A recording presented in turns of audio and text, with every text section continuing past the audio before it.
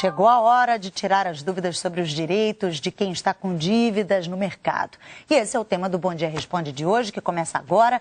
Nossa entrevistada é a defensora pública Larissa Davidovich, da Defensoria Estadual do Rio. Você pode fazer as perguntas pelo telefone 2461-2030 ou pela internet g1.com.br/Bom Dia Rio. Bom dia, Larissa. Obrigada por ter vindo. Vamos à nossa primeira pergunta. É da Márcia Souza.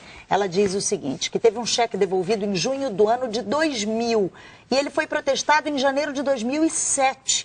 Ela pergunta se isso pode acontecer, se não existe um período para prescrever a entrada do nome em órgãos de proteção ou em cartórios de protesto. Ela sabe que a dívida não acaba, mas pode protestar o cheque depois de 7 anos?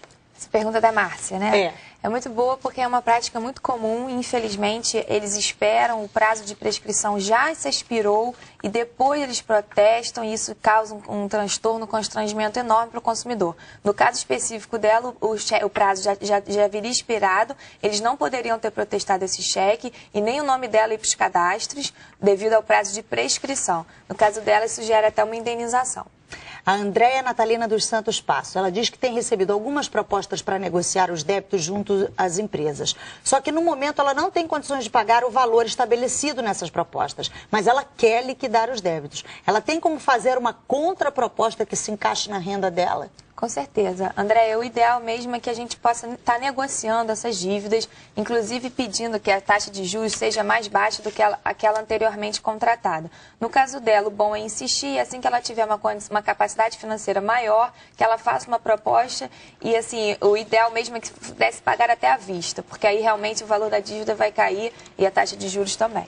A Rose de Realengo diz que tem uma dívida com o banco e renegociou. Pagou a primeira parcela, o banco retirou o nome dela do Serasa, mas o nome voltou, apesar dela estar pagando todas as parcelas devidas. O que ela pode fazer? Olha, se o nome dela foi incluído indevidamente nos cadastros, e nesse caso me parece que sim, uma vez que ela está adimplente com as suas obrigações, ela pode procurar os seus direitos, porque uma inclusão indevida por si só já gera aí um transtorno passível de indenização.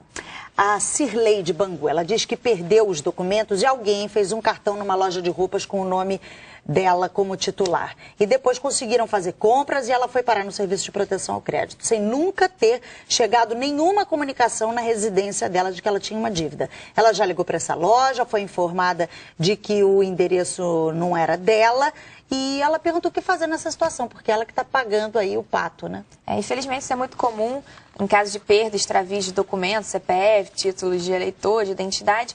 A primeira providência que o consumidor tem que fazer é registrar essa ocorrência e com esse boletim de ocorrência policial, ela vai procurar as lojas, enfim. É uma dor de cabeça enorme, é um transtorno muito grande, mas a gente pode declarar a inexistência dessas relações jurídicas, a inexistência dessas dívidas através de uma ação judicial, que no caso dela é o mais aconselhável. A Júlia Soares, do bairro da Glória, ela diz que teve dívidas, o nome sujo, pagou e limpou o nome, mas os cartões de crédito para os quais ela manda propostas não aceitam as propostas dela. Ela pergunta se isso pode acontecer, apesar dela estar já com o nome limpo. Na verdade, não pode acontecer, uma prática absolutamente abusiva, rechaçada pelo Código de Defesa do Consumidor, uma vez que o consumidor encontra-se adimplente, com o nome limpo, fora dos cadastros, nada lhe pode ser negado, nenhum crédito. Na verdade, se ela está disposta a pagar, se ela está disposta a ter o seu cartão de crédito, essa prática é uma prática considerada abusiva. A Olívia de Rio das Ostras fez o empréstimo consignado e as parcelas foram descontadas, mas não estão sendo repassadas regularmente para a financeira e aí acabam cobrando dela de novo uma parcela que ela já pagou. O que ela pode fazer? Na verdade, é uma cobrança indevida. Se ela está pagando 2 vezes a mesma parcela, ela tem direito à restituição em dobro daquilo que foi pago a mais, indevidamente. A Regina de Bangu diz o seguinte, o sogro dela faleceu tem 15 dias e as dívidas do cartão de crédito dobraram de valor. E a sogra dela não tem como pagar as 5 parcelas de R$ 420 por mês, conforme a operadora do cartão renegociou. Como ela pode proceder?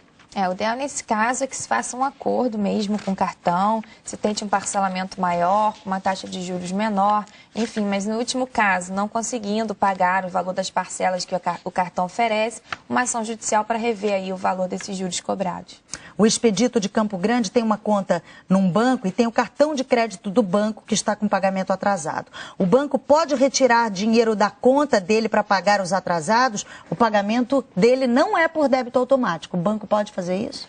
Pode, se estiver previsão contratual. Ou seja, se no contrato que ele assinou com o banco tiver essa cláusula, o banco está agindo dentro do exercício regular do direito dele. Não havendo essa cláusula, é uma prática abusiva pelo banco, o banco não pode fazer isso. Então, o importante é ele checar o contrato, Exatamente. né? O Marcos de Irajá, ele queria saber se uma pessoa que está devendo ao banco pode ter o apartamento levado a leilão. É o único imóvel que ele tem e ainda está financiado por outro banco. Não, na verdade, se é o único imóvel dele, esse bem está protegido, é o que a gente chama de bem de família. O único imóvel não pode ser penhorado para pagar dívidas. O Gilmar, de Duque de Caxias, diz que é correntista de um banco e o cartão de crédito e débito foi bloqueado porque ele não pagou integralmente a dívida de uma compra. O banco tem esse direito? Ele pergunta. Ele pagou uma conta com atraso porque no dia o cartão estava bloqueado. O banco tem que arcar com o valor da multa? Na verdade, pelo que eu entendi, o banco bloqueou o cartão dele em razão de um atraso. Isso. É uma coisa que acontece mesmo, é comum. E aí, se ele provar que houve realmente um equívoco, uma falha na prestação de serviço por parte do banco, aí sim o banco poderia vir a ter que arcar com o valor dessa multa pelo atraso. A Valéria Geraldelli, ela gostaria de saber quem paga a dívida de um parente que faleceu. Dívida feita através de cartão de crédito, financiamento de automóvel, como proceder e a quem recorrer? No caso da sucessão, né, quando uma pessoa falece, as dívidas dela não é que elas se acabam, elas não se extinguem, mas a pessoa, os parentes, enfim, os herdeiros só vão responder até as forças da herança. Ou seja, o patrimônio que ele deixou tem que ser suficiente para pagar aquelas dívidas, não pode extrapolar. Ou seja, os parentes, os familiares não são responsáveis pela dívida daquela pessoa que faleceu, só até o limite da herança dessa pessoa. Ou seja, os bens do só falecido... os bens do falecido é que tem que arcar com esse valor. O Josivan gostaria de saber se instituições de ensino como escolas e cursos particulares têm o direito de incluir o nome de devedores no SPC. Na verdade, se houver uma dívida, né, nesse caso, se ele tiver inadimplente, esse cadastro SPC ou Serasa é um cadastro legítimo, é legal, então nada impede. A Esther Pereira diz que o marido dela atrasou uma prestação por 15 dias e a empresa repassou a cobrança para um escritório de advocacia que passou a ligar insistentemente para a casa dela. Ligou, inclusive, na data do pagamento. Quando ela disse que ia pagar, ligaram mais tarde para saber se já tinha pago. Ela pergunta se eles podem agir dessa maneira. A cobrança é legítima, desde que seja feita de uma forma razoável, sem constranger o consumidor, de certa forma humilhar, discriminar. Essa cobrança, apesar de legítima, tem que ser de uma forma assim, ponderada, serena, com bom senso. Caso contrário, ela pode até responder por eventual indenização que tenha causado um transtorno, um constrangimento a esse consumidor. A Daniela Moreira, ela quer tirar dúvidas sobre cheques devolvidos. Ela teve um cheque devolvido numa loja de roupas, ela já tentou negociar esse valor, mas não está conseguindo e está aflita com essa situação. Ela gostaria de saber se a cobrança é devida porque a loja está cobrando um valor maior por causa do atraso no pagamento. Na verdade, o que as lojas fazem, e no caso da Daniela, acho que é isso, elas embutem uma multa, né, uma mora, mas ela tem que verificar se isso está dentro do contrato, se são os juros legais. Caso contrário, ela pode consignar esse valor em juízo. Obrigada, doutora Larissa Davidovich, defensora pública, pela sua participação no Bom Dia Responde. E olha, as dúvidas que não foram respondidas aqui no estúdio vão estar daqui a pouquinho na nossa página na internet. A doutora Larissa Davidovich vai tentar responder o maior número possível de perguntas que foram enviadas. São muitas. Acesse a nossa página e confira.